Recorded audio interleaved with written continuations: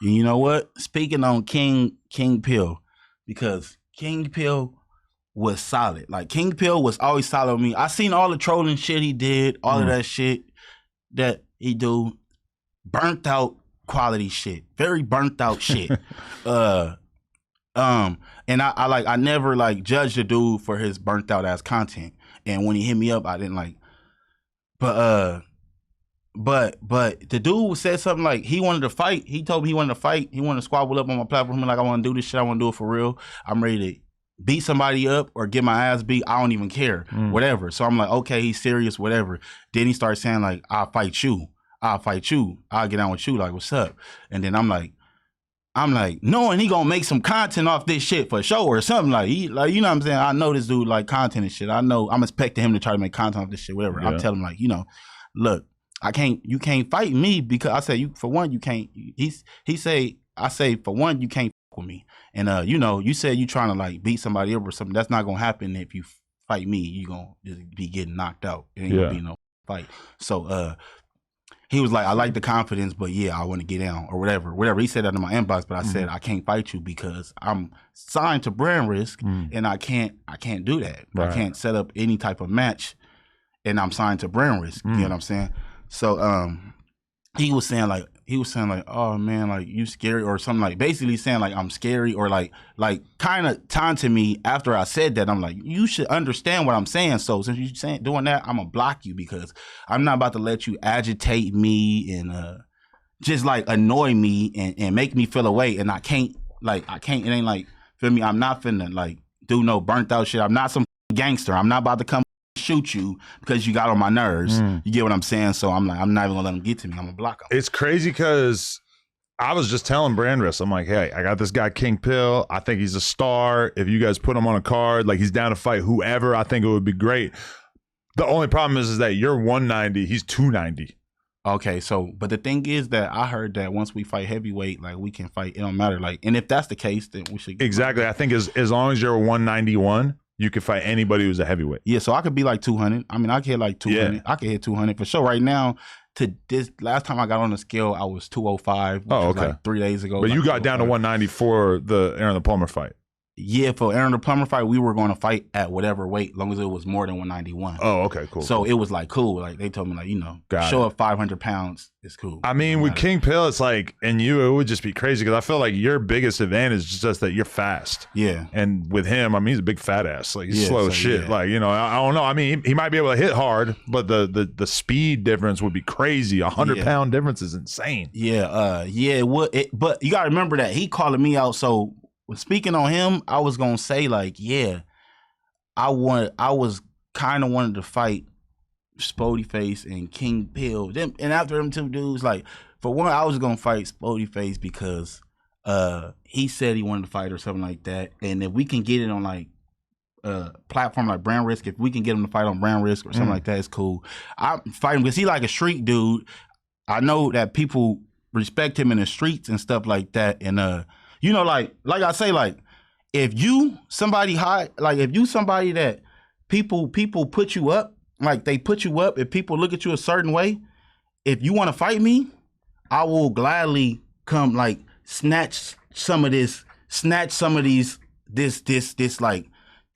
or I will come snatch some of this aura and now that shit is mine. But so from your perspective, would you be down to fight like anybody in your weight class, or would you be more concerned with picking out somebody you thought was like a good fight for you? I mean, like for me, it's like you could fight a gang of people. That'd be like, shit, it's 50 people in here, let's fight them all. But at the same time, it's like, bro, how many times you want to put yourself at risk for injury? And if you're doing it, like who is you doing it for and why is you doing it?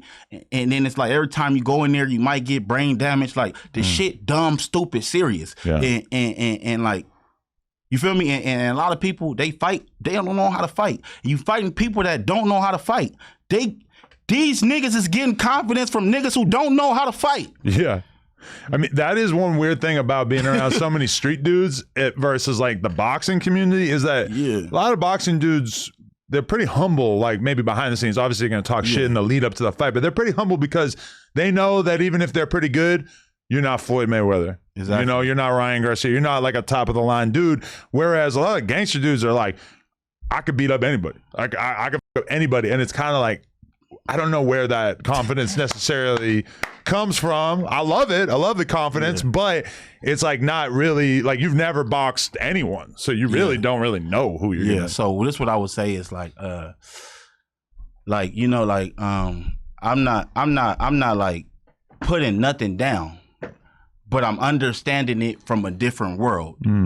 These people, some people everybody lives in their own world. And you gotta understand, like, somebody might come to you and talk crazy like that. You gotta understand that in that man's house, he is that man. Right. You know what I'm saying? He is that man. He's in that world. In his world, he's in his own world. You get what I'm saying? So it's like people live in a world, they might got no hands or something, but where they come from, they might be the toughest person there. Exactly. You get what I'm saying? So when they step up to you, they feeling like the toughest person. But the thing is, this is something I love saying. I just talked to the homie about this the other day. I said sometimes people be this person and it's just in their head and it's in their world. Not only in their head, it's in their world. It's in their world. Like, it's to you, it's to your mother, it's to your kids, it's to your family. It's in your world. Yeah. But in everybody else's world, that shit don't count. Like, you got hands, but to who? Yeah. You got hands, but to who? So you can fight, but to who? So Mayweather can fight, but can Mayweather fight to an MMA person? They might say he can't fight to me. Right, because if they did a MMA fight with Floyd Mayweather and you're a jiu-jitsu black belt, you're going to twist his ass up right away. He stands no chance. Like, even in my fight, like, I honestly thought that it was going to be a lot closer than it was. And then I got hit a couple of times and I was like, oh, like, this was very unrealistic for me. I probably should have picked somebody if I was going to do a boxing match that was a lot more down the totem pole.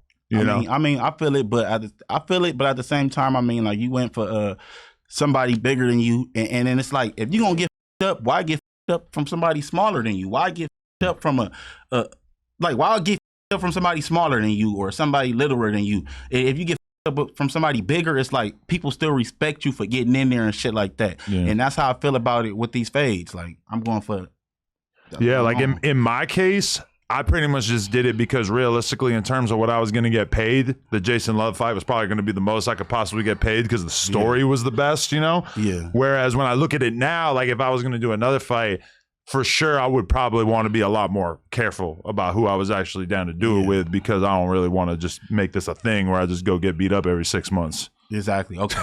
So what I would say is I would say I do the Friendly Fade Factory and like I pair people up. So it's like, if I was you, I would get on with somebody, a podcaster.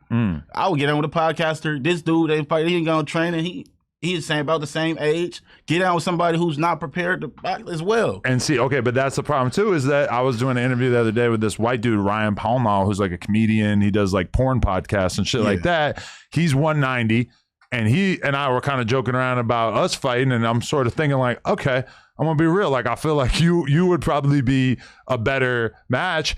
But then I see a clip on his story of him boxing, and he hits like and I know him as like a party boy. I know him from just drinking and going to clubs and doing Viagra and all the porn stars. And then I see a clip of him fighting, and I'm like, oh shit, maybe I ain't ready for that one either. I don't know. Yeah. So if he knows how to throw a punch, you probably don't want to fight him. No, because it's not really nothing to laugh at, kind of, because it's a real thing. Like, a lot of people punch and they do shit, but they don't know how to throw a punch. They don't know the technique behind the punch. They don't understand that shit. So like, if I was to get down with, let's say for instance, I feel like Spody Face probably can fight. He's probably fought a lot of people that want, like, he fought a lot of fighters and he can fight.